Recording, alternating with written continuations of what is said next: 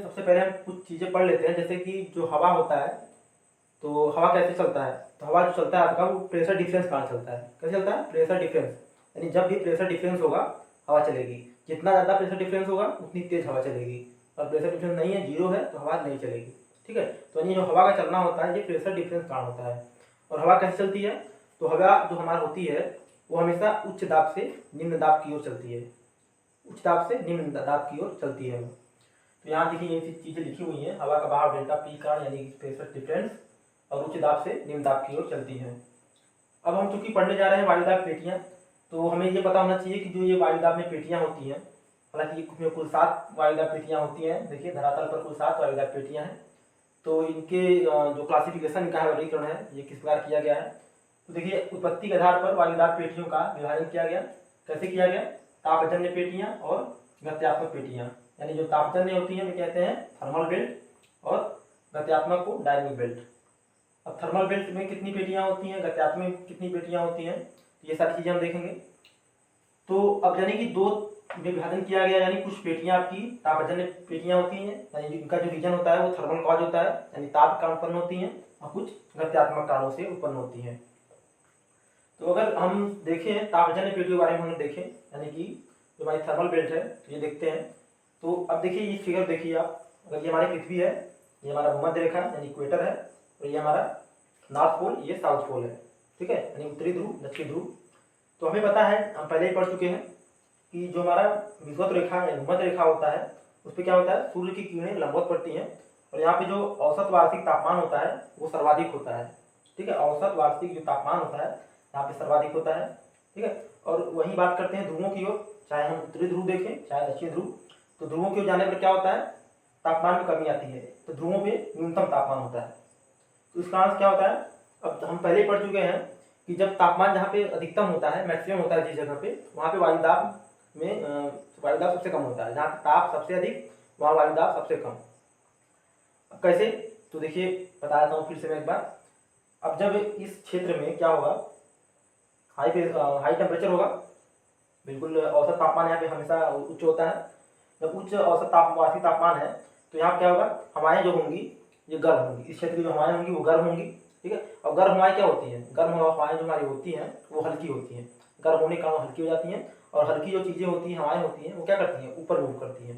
तो यहाँ से ऊपर उठती हैं। जब यहाँ की हवाएं ऊपर उठेंगी तो नीचे क्या बनेगा, निम्न वायुदाब यानी लो प्रेशर क्षेत्र बन जाएगा। तो इसलिए जो विषुवत रेखीय क्षेत्र है, जो कि बात देखिए यहाँ 5 डिग्री नॉर्थ से 5 डिग्री साउथ में है, यहाँ पे एक बेल्ट का निर्माण होता है, यानी एक पेटी का निर्माण होता है, जो कि आपकी निम्न दाब पेटी होती है।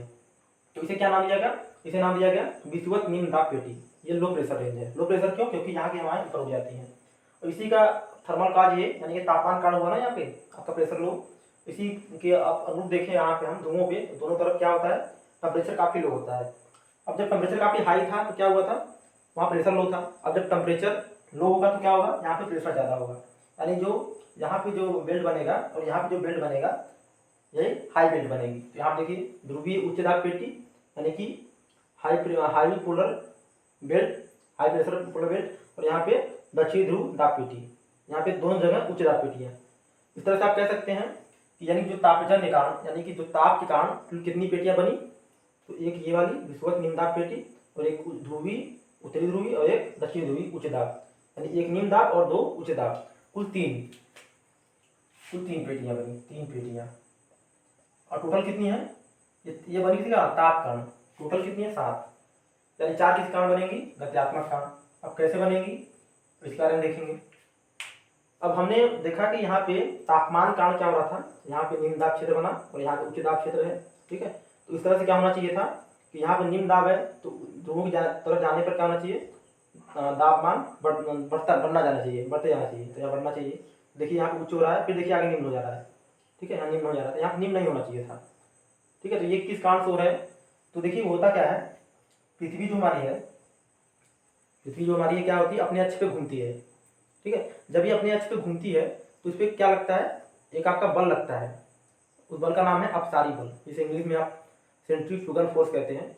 तो क्या करती है, चीज़ों को अपने से दूर भेजती है, जैसे केंद्र से बाहर की ओर बल लगता है इसमें। तो जो यहाँ पे जो वायुमंडल होता है उसे ये दूर करना चाहती है। और जो हमारा ये अपसारी बल होता है वो कैसे लगता है, तो ये सर्वाधिक इसका जो मान होता है आपका, ये विषुवत रेखा में लगता है और ध्रुवों के जाने पर इसकी वैल्यू कम होती जाती है। ठीक है, सर्वाधिक जो लगता है यहाँ पे विषुवत पे और ध्रुवों की ओर जाने पर कम हो जाता है अपसारी बल।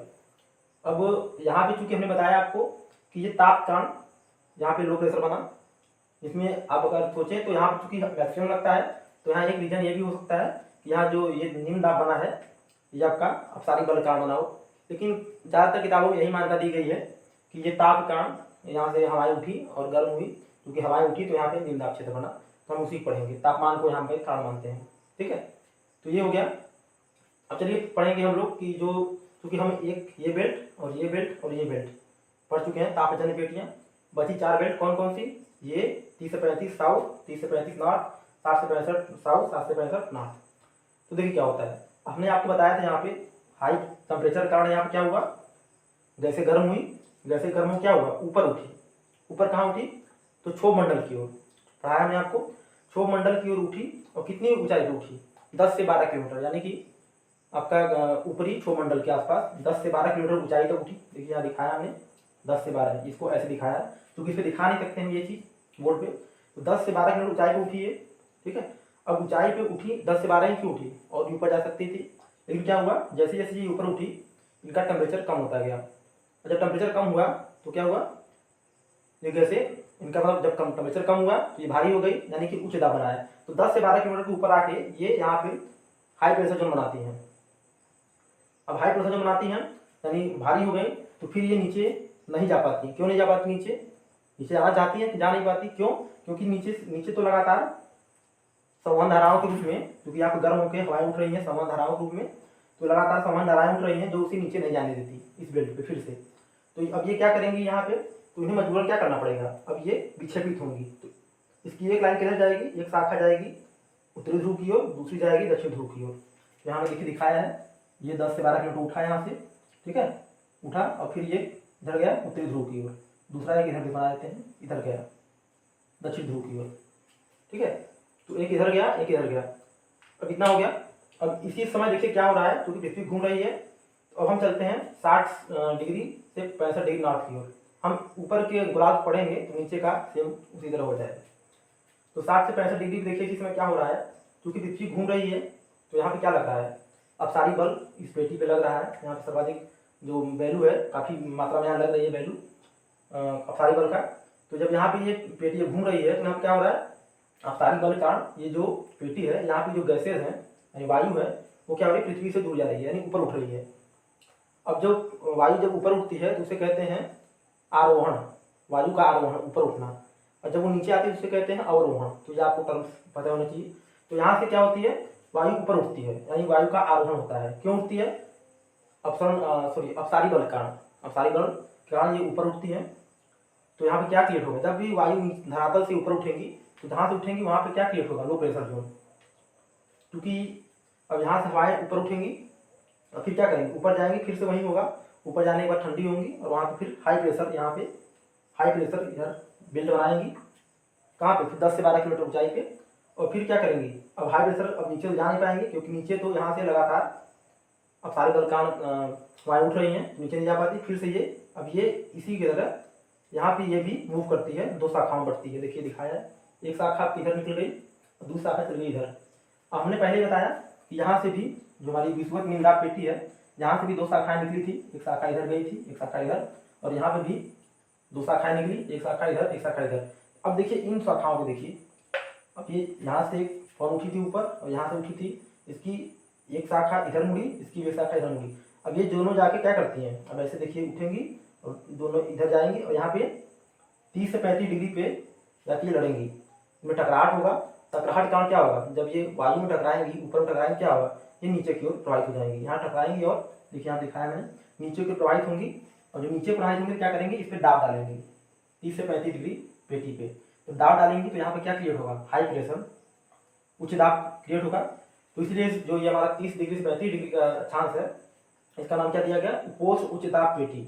उपोष्ण क्यों, क्योंकि ये उष्ण था, तो अब इसके ऊपर चूंकि इसके पास है तो उपोष्ण, यानी उपधन उष्ण उपोष्ण उच्च दाब पेटी, इसका नाम दिया गया। कि हाई प्रेशर जोन होगा, क्योंकि दोनों यहाँ से निकली, हवाएं उठी तो जाके यहाँ लड़ी और नीचे चली गई, तो यहाँ पे हाई प्रेशर जोन होगा। अब नीचे जाने के बाद क्या होगा, अब यहाँ पे हवाएं पहुंचेंगी धरातल पर, फिर ये फैल जाएंगी। देखिए कुछ हवाएं धरातल पकड़ के इधर निकल गई और कुछ इधर। जो हवाएं इधर निकली इन्हें हम क्या कहें, इन्हें कहा गया पश्चिमा पवने यानी कि वेस्टर्ली विंड। और ये जो इधर से गई इन्हें कहा गया ट्रेड विंड यानी व्यापारिक पवने। तो ये आप अगर इसको देख रहे होंगे, यहाँ से ऐसे उठ रही हैं और ऐसे जा रही हैं, फिर ऐसे नीचे जा रही हैं धरातल पे, फिर धरातल से फिर ये धरातल पकड़ के ऐसे जाती हैं, फिर यहाँ से फिर ये ऊपर उठेगी। यानी आप देखेंगे तो इस तरह से देखिए, यहाँ से ऊपर उठा, फिर यहाँ इधर गया, फिर ये वाला इधर गया, और यहाँ से फिर देखिए यहाँ जब पहुँच रही है, फिर यहाँ देखिए इस पवन टूप में ऐसे हो जा रही है। यानी आप देखेंगे अब 2 सेल बन रहा है आपका। तो जो ये सेल बना आपका, यहाँ से जो ये सेल बन रहा है, ठीक है, इसे क्या कहा गया, हेडली सेल। क्योंकि इसकी जो इसको बारे में बताया, हेडली सेल बताया, इसे हेडली सेल कहा गया। ऊपर जो सेल ये बन रहा है इस तरह कैसे, यहाँ पर धातु लड़ेगी, फिर यहाँ से इधर जाएगी, एक शाखा इधर जाएगी, तो इसे कहा गया फेरल सेल। अब जब धाराएं यहाँ जब उठती हैं, ठीक है, आरोहण होता है, ऊपर उठती हैं, फिर ये ऐसे चलती हैं, ठीक है, हवा ऊपर में हॉरिजॉन्टल चलती हैं। अब टेढ़ी मेढ़ी भी चल सकती हैं, ठीक है, वो अलग बात है। जब ये चलती हैं ऊपर इस तरह से, तो इन्हें हम जेट कहते हैं, जेट के रूप में चलती हैं, काफ़ी तेजी से चलती हैं ये जेट के रूप में। तो ये जेट के रूप में इस तरह से चलती हैं यहाँ पे, और यहाँ पे ये सब क्रियाएं होती हैं। अब आपके दिमाग में क्वेश्चन आना चाहिए इस समय, मैंने भी कहा था कि सर्वाधिक जो आपका अपसारी बल होता है, ये आपका विषुवत रेखा पर होता है। तो आपको ये सोचना चाहिए था कि अगर यहाँ सर्वाधिक होता है, तो हमने बताया आपको कि यहाँ पे हम टेम्परेचर को चलते हैं, क्योंकि ज़्यादा किताबों में लिखा गया है। तो आपके दिमाग में आना चाहिए कि आपने फिर यहाँ पे जो मैंने बताया आपको कि यहाँ पे क्या हो रहा है, अपसारी बल कारण ये ऊपर उठा था। तो आपको ऐसा समझना कि यहाँ भी तो ये इससे ये जो हमारी है 30-35, यहाँ तो और ज़्यादा होना चाहिए, 60 से 60 डिग्री 65 डिग्री की तुलना में अपसारी बल का मान। तो यहाँ पर तो हवाएं और तेजी से ऊपर उठनी चाहिए। फिर यहाँ पे हाई प्रेशर कैसे हो रहा है, देखिए होता क्या है, यहाँ क्यों नहीं होता।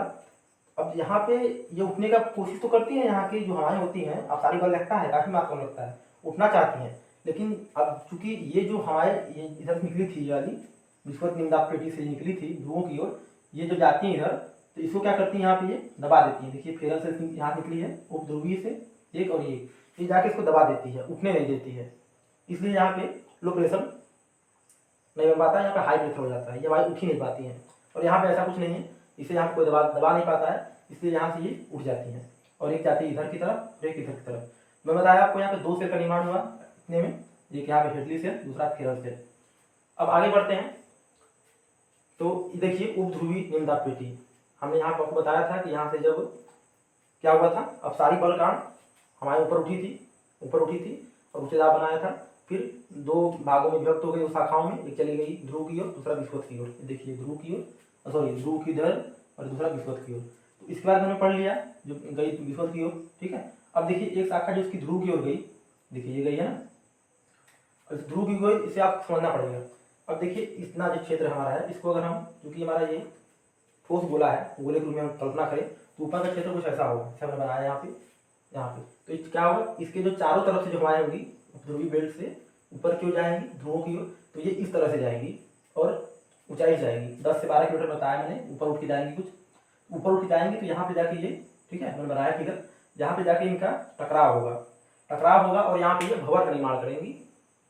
कौन सी हवाएं, जो उपध्रुवीय से उठी थी हवाएं, उनकी एक शाखा गई थी, तो यहाँ पे ये टकराएंगी, क्योंकि इस तरह से सारी हवाएं एक साथ आएंगे, टकराएंगी, भंवर का निर्माण करेंगी, और फिर धरातल पर यानी कि ध्रुव के धरातल पर गिरेंगी, और गिरने के बाद फिर यहाँ से फैल जाएंगी, धरातल पर फैल जाएंगी। देखिए ये फैल रही है, इधर जा रही है। तो इसे क्या कहा गया, क्योंकि ध्रुवों की ओर चलती हैं, इसे ध्रुवीय पवने कहते हैं। और यहाँ पे जो कि हाई प्रेशर बेल्ट है, यहाँ पे लो प्रेशर है, तो हवाएं हाई से लो जो चलती हैं, बताया मैंने पहले ही। देखिए यहाँ पे भी हाई प्रेशर है, ये यहाँ लो प्रेशर है, हवाएं इधर चली हैं। देखिए हाई प्रेशर लो प्रेशर, हवाएं इधर चली हैं। तो अब जो ये सेल बना, क्योंकि हवाएं देखिए एक सेल यहाँ से उठा था, इस शाखा ऐसे उठी थी और यहाँ पे गई, और यहाँ पे इसका टकराव हुआ, फिर नीचे गिरी, फिर यहाँ पे उठी, तो यहाँ पे फिर एक सेल का निर्माण होता है आपका, इस तरह से ये सेल चलता रहता है साइकिल। तो यहाँ इसका जो है, इसका नाम क्या दिया गया, ध्रुवीय कोष।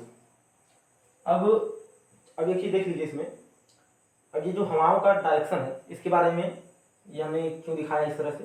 तो देखिए एक थे फेरल साहब ने पवन दिशा का नियम दिया, जो पवनें चलती हैं, हवाएं चलती हैं, उनका दिशा का नियम दिया।